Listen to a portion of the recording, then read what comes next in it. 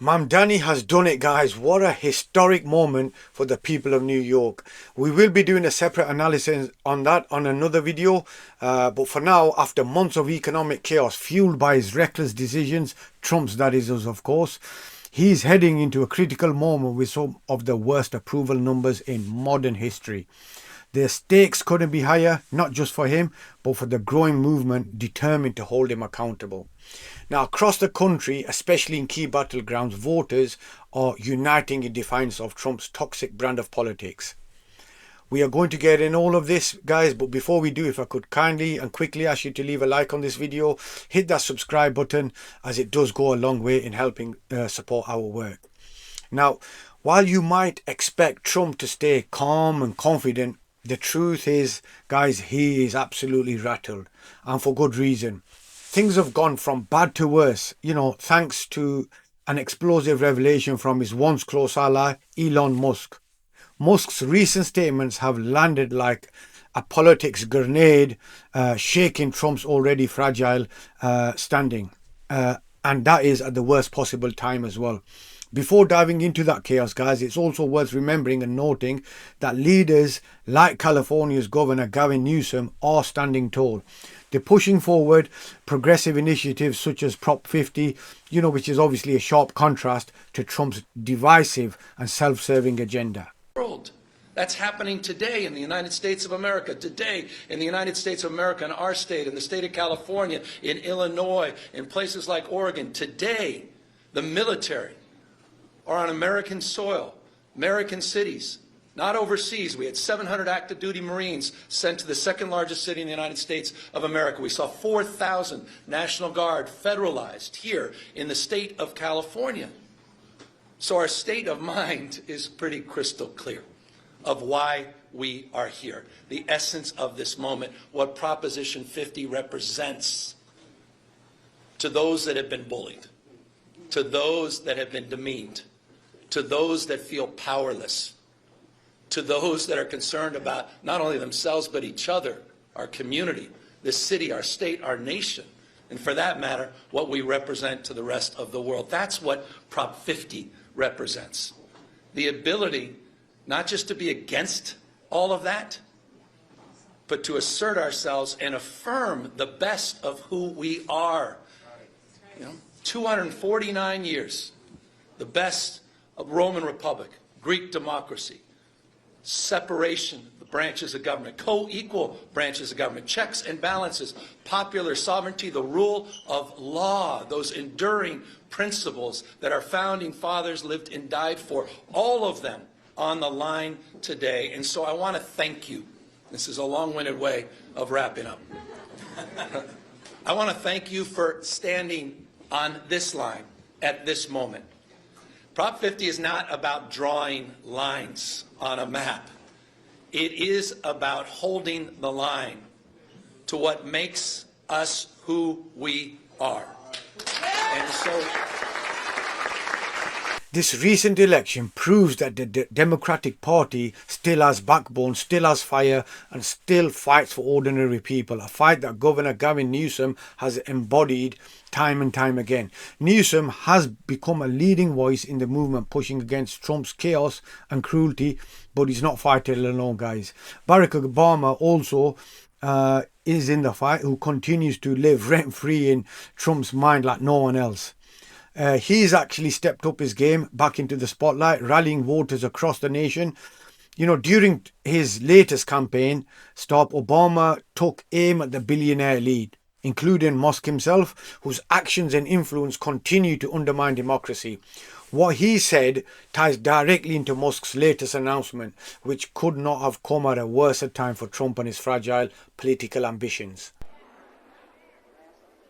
I worry about the growing concentration of economic power in this country, with just a handful of mega billionaires and companies controlling what we see and what we hear.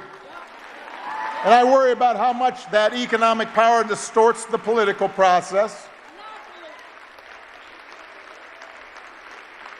I worry about how readily not just business leaders, but others with influence in law firms and universities have been willing to bend the knee to this president's autocratic impulses to avoid retribution or protect profits or simply to avoid controversy. And I worry sometimes how we've come to accept this as normal. President Obama couldn't be more right, and this is exactly the conversation Democrats should be leading. For too long, a handful of ultra-rich billionaires have tightened their grip on, nearly every aspect of American life, making things harder for working people whilst protecting their own power. Their influence has eroded fairness, opportunity, and trust in the system. But there's one place where they couldn't control as much as they wanted to, and that's New York City, guys. And that's precisely why Elon Musk's latest move is backfiring spectacularly on Donald Trump. It perfectly captures the moment where we're in, a nation where it's actually waking up to the destructive alliance between Trump, his billionaire cronies, and finally they're pushing back against it. Elon Musk endorses Kumo over Mum Dummy. Elon Musk is getting back into politics, and this time he is endorsing a Democrat. The Tesla, SpaceX and ex-boss on Monday officially supported Andrew Cuomo becoming the next mayor of New York City. Musk also urged his followers in an X post to not vote for Republican candidate Curtis Sliwa, insisting a vote for Sliwa was, quote, really a vote for Mum Dummy or whatever his name is, end quote. Referring to Zoran Mamdani, the 34-year-old Democrat socialist who is leading in the polls. Vote Kumo, Musk exclaimed on X. There's absolutely no question that the sharp and strategic Zoran Mamdani's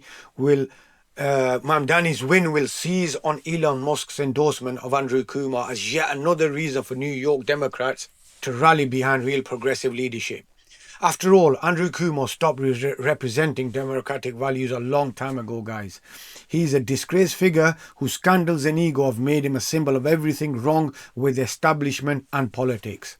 Cuomo has cozied up to the same billionaire class that propped up Donald Trump, acting like just another puppet for the ultra-wealthy elite trying to buy influence. But this time their money isn't working. Zoran Mamdani's movement has something far stronger than billionaire cash, and that's the power of ordinary people demanding change. And that's exactly why Trump is so nervous about what's happening in New York. More than California, New Jersey or Virginia, it's New York that's shaping up to be a real battlefield. And Mamdani is ready to take that fight directly to Trump's brand of greed and corruption every single day. Now, he's made it clear he won't let billionaires dictate the future New York City or the lives of the people who live there. That's the message which fueled his campaign, ultimately, which was a message of integrity, resistance and empowerment. And Elon Musk's foolish endorsement of Cuomo only strengthens it, guys.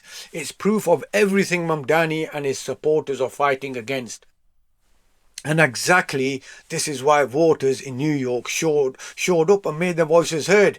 Targeting cities with these kind of enforcement surges and calling the National Guard. I want to play you something he said today in Japan in front of American service members, where he said he's going to do more than the National Guard. He's going to send actual troops into cities. Take a listen. We have cities that are troubled. We can't have cities that are troubled. And we're sending in our National Guard. And if we need more than the National Guard, we'll send more than the National Guard, because we're going to have safe cities. We're not going to have people killed in our cities. And whether people like that or not, that's what we're doing. And people don't care. If we send in our military, if we send in our National Guard, if we send in Space Command, they don't care who the hell it is. They just want to be safe. I don't think New Yorkers react very well to Space Command showing up in New York. Do you take this as a serious threat to plan for and deal with? Yes, we have to treat every one of these threats from Donald Trump as something that we should prepare for, because we know that we cannot count on him trying to adhere to a rule of law or a set of norms. He will do whatever it is that he wants to. We have to show that we will stand up for New Yorkers every single step of the way. And everything that you just heard with a justification of safety, it has nothing to do with safety. It has everything to do with intimidation. If it was safety, the National Guard would be being sent to the 8 out of 10 states that have the highest crime rates, but it's not, because those are actually Republican-led. What this is about is trying to terrorize people across this country into understanding that authoritarianism is the only way forward. You talk about safety a lot. I got a mailer at my door the other day. It's talked about a safer city for you and your family. The crime rate in this city has dropped considerably in the aftermath of COVID and under Mayor Adams, including the most serious and violent crimes, assault, homicide chiefly. What is your theory and understanding of why that's happened?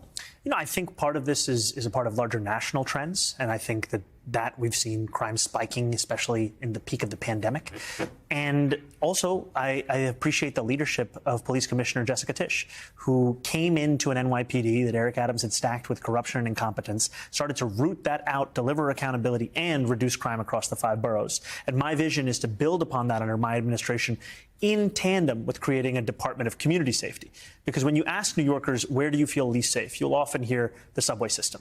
And that's not something that's borne out in statistics, but it's borne out in their anecdotes of their life. And oftentimes what they're actually referring to is instances and examples of a mental health crisis, of a homelessness crisis. And for far too long, we've asked police officers to be responsible for those crises as opposed to responsible for police work.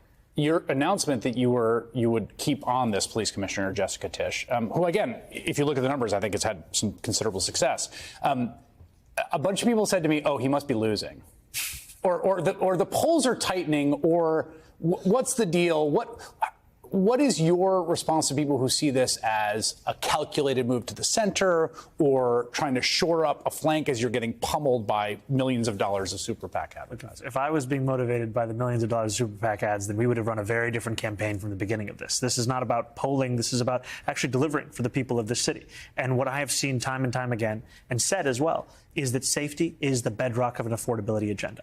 And I'm looking forward to delivering that safety and doing so while furthering and fulfilling the agenda I've been running on, which is that of safety and justice. On the affordability agenda, you know, Donald Trump very famously ran on bringing prices down on day one. Now, he decided to raise prices by tariffing everything, which is not the way you really want to go. But I will say this, there is no price go down dial in Gracie Mansion, right? There's certainly not one in the White House, and there sure as heck isn't one. Now, obviously, you have specific areas, right? The rent board, you try to deal with that, and buses. But generally, like, where people feel the squeeze, their electricity bill, groceries, things like that, like, you have to be aware, right, that many of the things that make people feel squeezed, you are not going to control. Look, there are things that are absolutely functions of the private sector.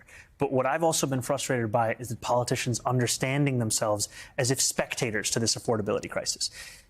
2.5 million New Yorkers in this city live in rent-stabilized housing. The city determines if their rent increases every year or not. That is no small thing. This mayor has increased their rents by more than 12%. After housing, the number one cost in this city is childcare. The previous mayoral administration delivered universal pre-K. That took an immense burden off of the backs of working-class families. We're going to deliver universal childcare, which would take off $22,500 a year on average from the backs of these parents. And finally, buses, $2.90. Doesn't sound like that much, but in this city, 1 in 5 New Yorkers cannot afford that. I give these to you as concrete examples because it's not about mimicking the manner in which Donald Trump set out to deliver or never deliver these promises. It's in fact about diagnosing this problem and then delivering on it. And these are clear ways that government can intervene and do exactly that. This right here is the future of the Democratic Party, guys. Leaders like Zoran Mamdani represent exactly the kind of courage and conviction which is needed to take the country back from people like toxic Donald Trump's influence and the billionaire class propping him up. Zoran embodies what real public service looks like. Someone who fights for working people, stands up to corruption and refuses to bow down to corporate power. We'll keep spotlighting people like Zoran, fighters who actually put people before profit and truth before Trump. If you believe in that fight, guys, stay engaged, stay loud, and keep showing up. And appreciate you guys as always for staying with me. Please hit that subscribe button, leave a like and comment on this video. Stay connected, and I'll see you on the next one.